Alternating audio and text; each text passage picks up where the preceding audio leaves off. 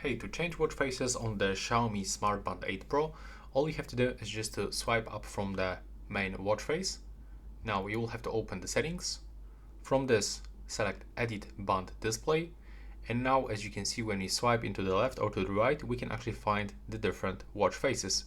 So let's say that I want to get, for example, this one.